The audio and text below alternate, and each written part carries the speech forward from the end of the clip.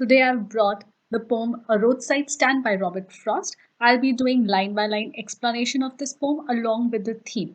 Now, before I begin with the theme and line by line explanation, let's do the introduction of this poem. Introduction. In a highly emotive way, the poem addresses the topic of country people's crushed dreams at the hands of unsympathetic city people.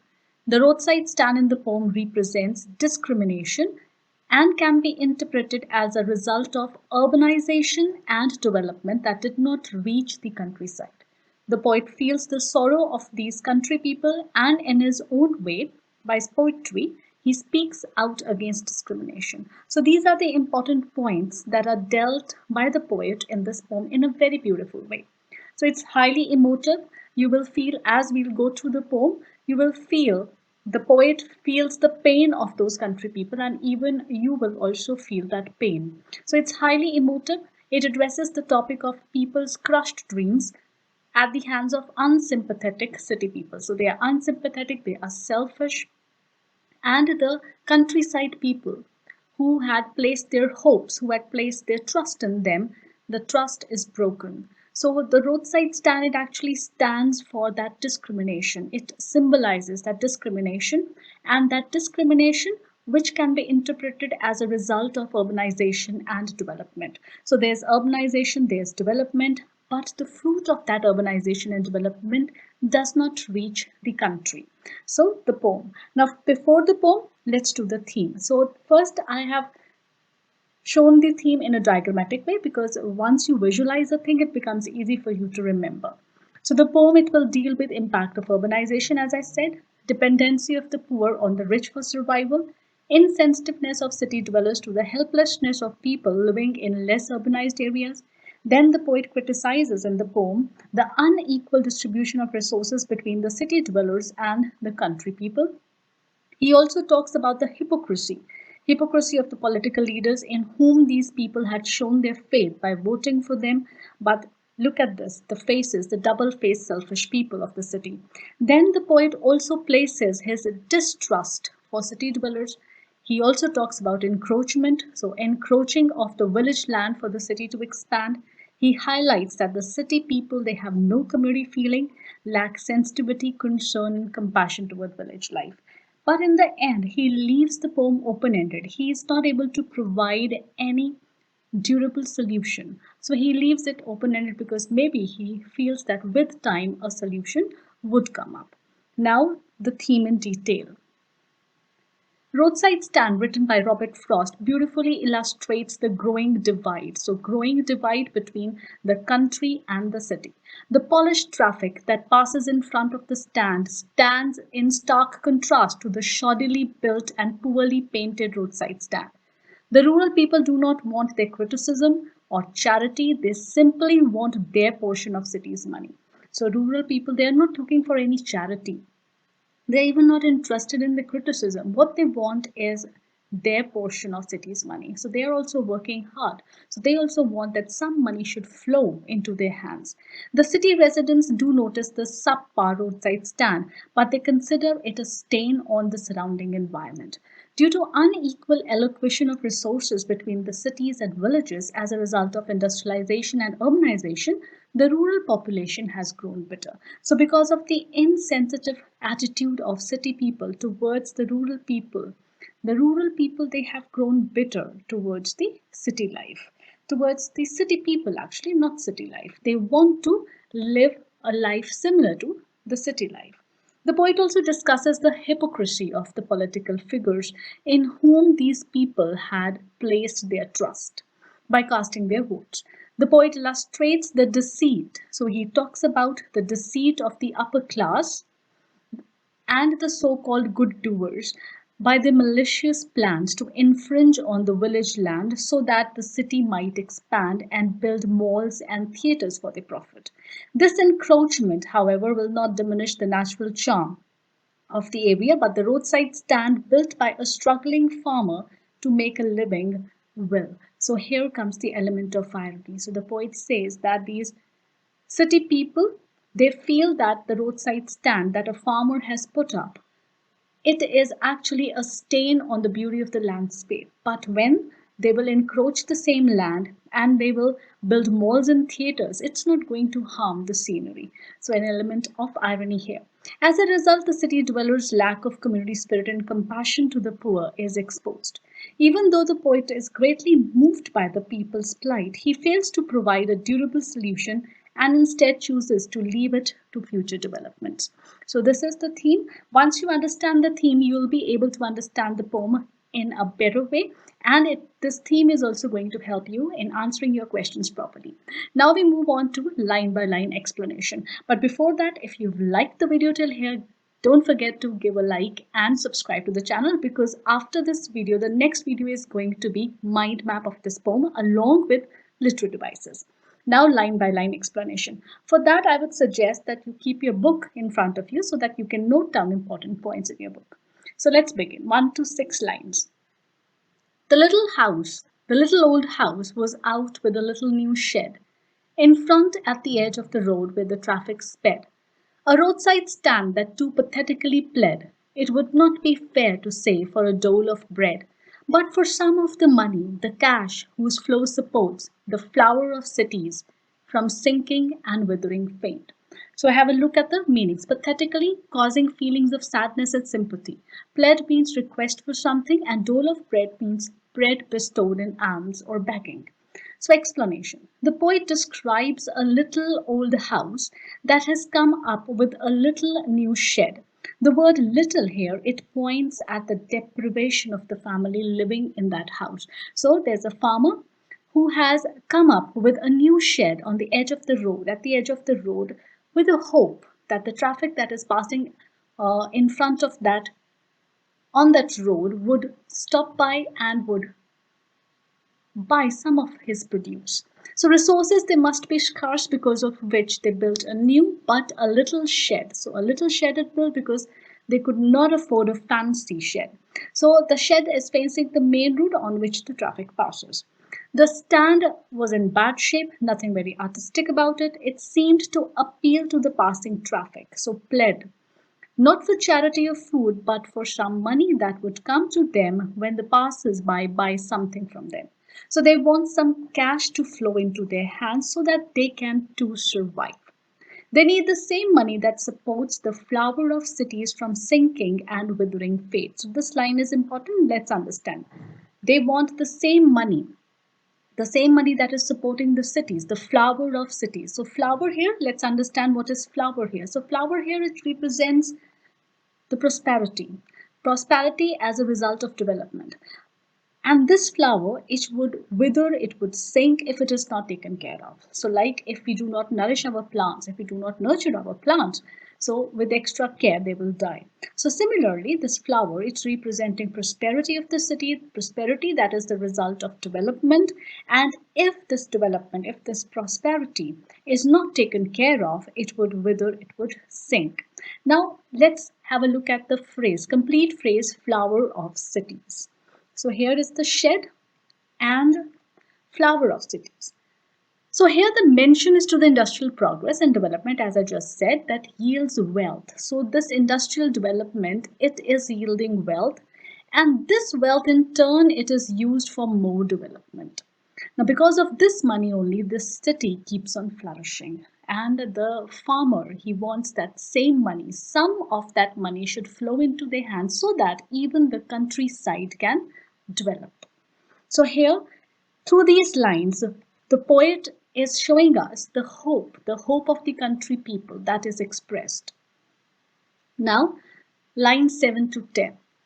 The polished traffic passed with a mind ahead, or if ever aside a moment, then out of sorts, at having the landscape marred with the artless paint of signs that with N turned wrong and S turned wrong. So the poet here refers to the high-class city dwellers who pass unmindfully from in front of the roadside stand. So these people, these city dwellers, they are passing on that road and they are unmindful. They don't give a look at that roadside stand because they are busy. They are thinking about their destination, their meeting, or some other plans. But if sometimes they stop there for a while, then what do? They judge.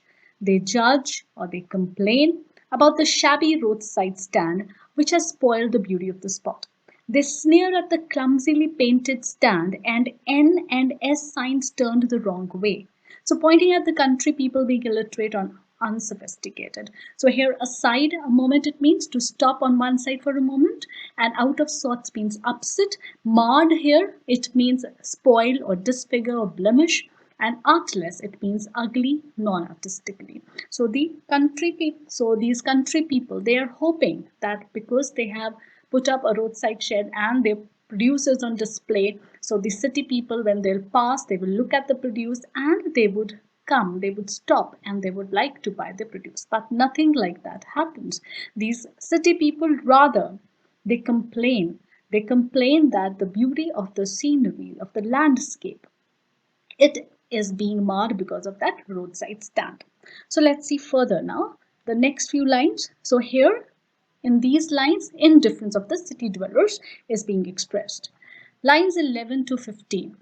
Offered for sale wild berries and wooden quoits, or crooked necked golden squash with silver warts, or beauty rest in a beautiful mountain scene. You have the money, but if you want to be mean, why keep your money this crossly and go along? So now the poet describes what is on display on that roadside stand. So the roadside stand offers wild berries, crook-necked golden squash with silver warts for sale in small containers. The poet also refers to a few paintings and photographs of the beautiful scene, beauty rest. It is the paintings and the photographs. They also kept at sale, but there are no buyers. The owner of the shed in a monologue. So now that farmer, so he is angry at the attitude of city dwellers, and he says, so the owner of the shed in a monologue feels that the city people, the people in the city, they do have money, but if they are not compassionate enough to acknowledge their hard work and rather complain about the disfigurement of the scenic beauty due to their shed, they could keep their money with them and go ahead. So he says that we don't want that kind of money. So they can just keep that money with them and go ahead. So farmer expresses his anger at the attitude of these so-called sophisticated people. So anger is expressed in these lines. Line 16 to 19. The hurt to the scenery wouldn't be my complaint, so much as the trusting sorrow of what is unsaid. Here, far from the city, we make our roadside stand and ask for some city money to feel in hand.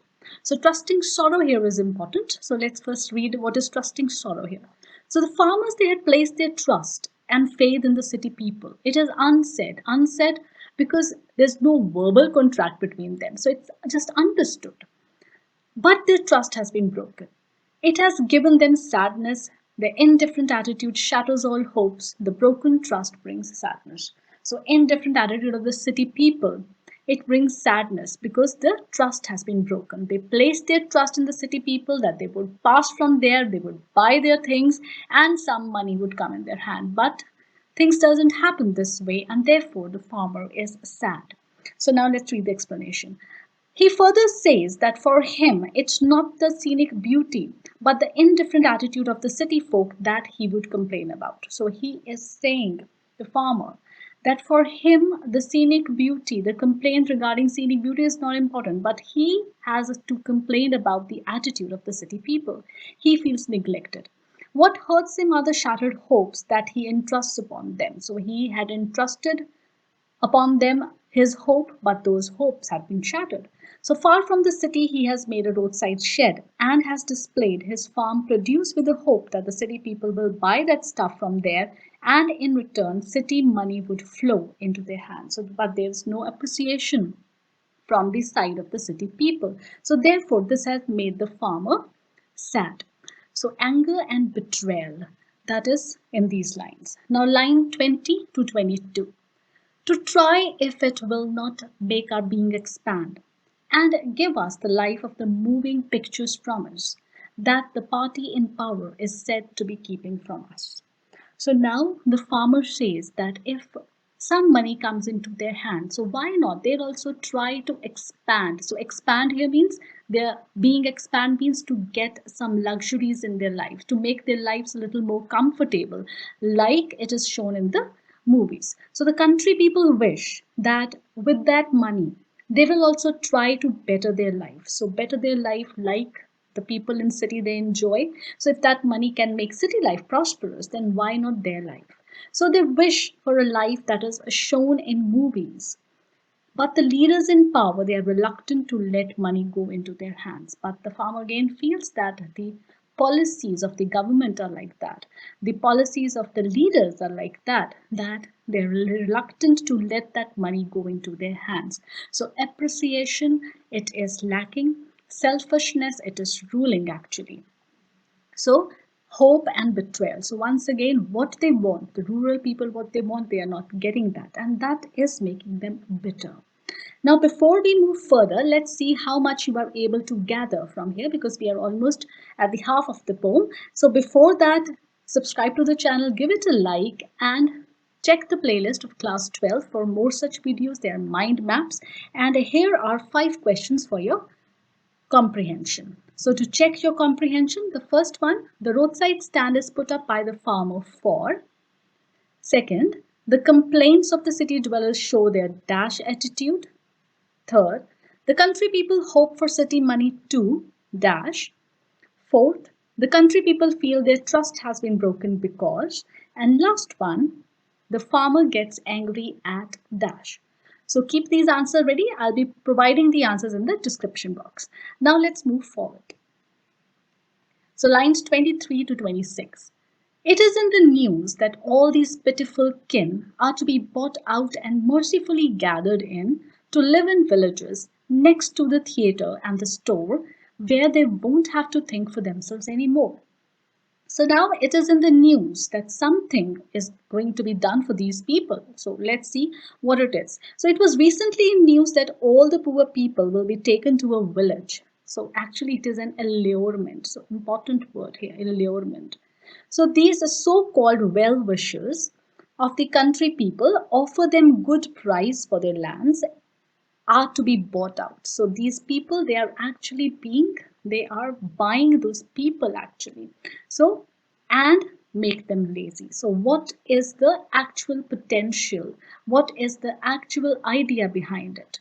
So now these pitiful kin, their land is going to be bought. They are being allured, they are being lured, and they are being shown money. So this money is going to make them lazy and made to live there where they would get to enjoy luxuries of city life like a theatre and a store. So they're being told that on their land there'll be malls, they'll build theatres, and then they'll enjoy life like city. Then they won't have to worry about their living. So again, they are being lured by being told that then after, once they get the money, they won't be able to think for anything else. Nothing is going to worry them after that. So they are being lured for opening a theater, opening a mall there, and encroaching of the land. That is the idea. The city, the city people want the city to expand, but these innocent people do not know the selfish motive, the real motive of the leaders and the businessmen. So what is being told here in these lines? It is matter of fact. Matter of fact means the news and selfishness of the city dwellers. Now we move on to the next few lines. So line 27 to 31. While greedy good doers, beneficed beasts of prey, swarm over their lives enforcing benefits that are calculated to soothe them out of their wits. And by teaching them how to sleep, they sleep all day. Destroy their sleeping at night the ancient way. Again, very beautiful lines. So swarm over here means invade and take control over something. Now to soothe them here means to quieten, to numb, to subdue, to silence them. And out of their wits means demented, not knowing what to do with oneself. So these greedy good doers, these rich people and the so-called social workers, they pretend to be the well-wishers of the poor. But they are selfish, they are greedy, and they swarm around them, luring them with comforts which are cleverly planned for their own selfish motives. So they are telling them that, look, you will get so much of money, then you can enjoy city life. But actually, it is all for their own selfish motive. So these innocent people, they are lured by them. They are ignorant of the real purpose of these money-minded people. They are lured by offering them compensation for giving up their land. The city would expand and they could also enjoy city's luxuries, movies, malls, etc. So like this they lived. But this money would make them lazy, but they don't know what's going to happen. What is the repercussion? This money is going to make them lazy. They would spend the money on luxuries during the day rather than working hard. They would sleep all through the day and their nights would be sleepless. Rather than depending on their hard work, the villagers they'll become dependent on the city people and destroy their ancient tradition of working hard during the day, earning money for a living and having a peaceful sleep at night. So sleeping at night the ancient way, this is what it means. The ancient way is that one should work hard during the day, earn for a living, and then have a peaceful sleep at night. So that is going to be destroyed because of their selfish motive, because of the selfishness of the city people. So here, hypocrisy of the so-called well-wishers of the country people is being portrayed. Now lines 32 to 38. Sometimes I feel myself I can hardly bear the thought of so much childish longing in vain, the sadness that lurks near the open window there, that waits all day in almost open prayer, for the squeal of brakes, the sound of a stopping car, of all the thousand selfish cars that pass, just one to inquire what a farmer's prices are. So now Frost says that sometimes he too feels bad about the dashed hopes of these farmers. So the poet, even the poet, is feeling that pain. So he says that he feels bad about the dashed hopes of these farmers. The sad faces are all the time looking out of the window and praying for someone to stop. So sad faces are always looking out of the window for someone to stop. The squeal of the brakes give them a false hope. So sometimes when a car stops nearby, so it gives them a false hope that there is a customer. Of all the thousand cars carrying self-centered city people, the farmer prays for just one car to stop by, at least maybe to inquire about the prices. Maybe the person will buy something then. So let's see, understand childish longing in vain, what it means here. It means their longing for a better life doesn't become a reality. So because all childish dreams that a child dreams, they all don't become a reality. So similarly, their longing for a better life doesn't become a reality. It is like a child wishing for something that is denied. So here, childish longing in vain. Now the next few lines, in these lines, what does the poet portray? The poet is actually feeling sad at their condition, so pity at their condition. Now lines 39 to 43. And one did stop, but only to plough up grass, in using the yard to back and turn around, and another to ask the way to where it was bound, and another to ask, could they sell it a gallon of gas? They couldn't, this crossly, they had none, didn't it see? Now, of all the thousand cars that pass, the poet says that one does stop there, but it doesn't stop there to buy something, but to take a U-turn, and while turning, it spoils the grass there. So while turning around spoils the grass in the bargain. Yet at times another stops but to ask directions. The anger of the villagers is quite understandable, when one of the city cars stops to ask if they sold a gallon of gas. I mean, they couldn't see that their vegetables are on display. So the farmers, they are angry at the ignorant expectation of the city dwellers as if they cannot see what they sell. So here, frustration and anger at their insensitivity is portrayed. Line 44 to 46. No, in country money, the country scale of gain, the requisite lift of spirit has never been found. Or so the voice of the country seems to complain. So the poet further feels that the kind of money these country people have, the similar money to that of the cities, scale of gain or development has never been achieved with this attitude of the city and it cannot be achieved. So poet says that with this kind of attitude, the achievement or the development or the prosperity has never reached countryside.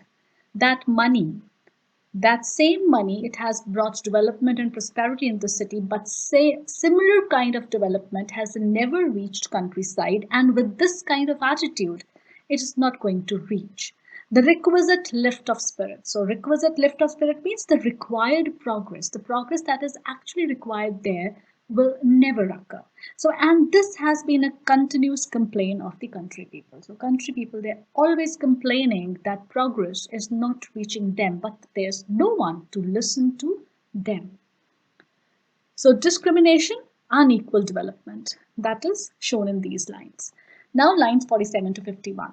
I can't help owning the great relief it would be to put these people at one stroke out of their pain.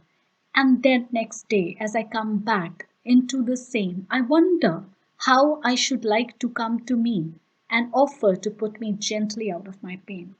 So now the poet is so sad at the condition of these people that emotionally he is not able to bear that pain, and he feels that their pain should be ended in one stroke. So not able to bear their pain, the poet feels their pain should be ended in one stroke.